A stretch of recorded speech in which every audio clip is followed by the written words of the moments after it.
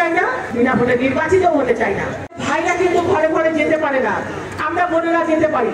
আমরা যদি যাই, যে একটা কথা বললাম, ধানের শীষের কথা বললাম, আমরা আমাদের সদস্য সংগ্রহ শুরু করলাম, সদস্য বাড়ালাম, প্রত্যেকটা আমাদের আত্মীয় স্বজন অনেক, যারা আপনারা এসেছেন, মানে না হলেও 10,000 মহিলা এসেছে, তাদের পরিবারে যে সদস্যরা আছে এবং আত্মীয় স্বজন আছে, এটা মিলেই তো অনেক। তাদেরকে আমরা সদস্যর মধ্যে অন্তর্ভুক্ত করবো।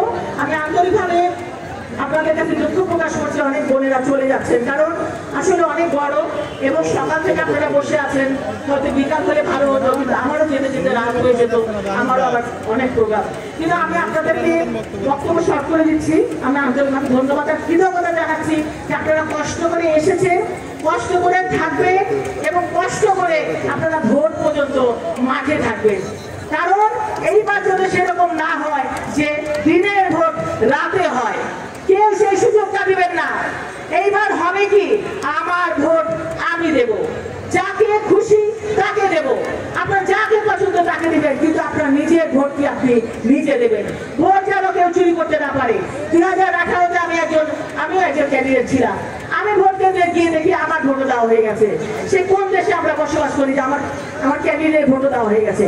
সেই সুযোগটা আপনারা দেবেন না, একেবারে ধরে ফেলবেন ওইখানে, কেউ যেন কোনো ভোট চুরি করতে না পারে। আমরা ভোট চুরি করতেও চাই না, আমরা ভোট বিনা ভোটে নির্বাচিত হতে চাই না। আমরা চাই যুদ্ধ করে, লড়াই করে জিততে, জনগণের সরকার প্রতিষ্ঠা করতে, গণতন্ত্র করে প্রতিষ্ঠা করতে। কারণ জনগণের ভোটের দ্বারাই জনগণের সরকার প্রতিষ্ঠা হবে। সুতরাং আপনারা, আমরা সকলে যেন আমাদের ভোটটি আমরা দিতে পারি। আপনারা এখানে অনেক নতুন কমিটি হবে, হাবিব ভাই বললেন, খুব ভালো কথা। ইনশাআল্লাহ ওয়ার্ডে ওয়ার্ডে থানায় কমিটি হবে। যে বোনেরা আমাদের মাঠে ছিলেন, মাঠে কাজ করেছেন, তাদের নিয়ে আমি বলবো কমিটি করতে, এবং তারপরে যারা নতুন সদস্য আসতে চান তাদেরকেও আপনারা পরে রাখবেন। প্রিয় মা বোনেরা, আজকে আসলে অনেক গরম, আপনাদের অনেক কষ্ট দিলাম, চলে যাবেন। হাবিব ভাই এখন গুরুত্বপূর্ণ বক্তব্য রাখবে।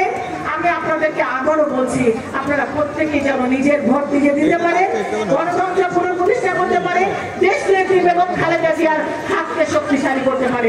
তাহলে আমরা কিন্তু জয়ী হতে পারবো। কারণ এই 15টা বছর দেশ নেত্রী বেগম খালেদা জিয়া যুদ্ধ করেছেন আমাদের জন্য, বিশেষ করে এই নারীদের জন্য।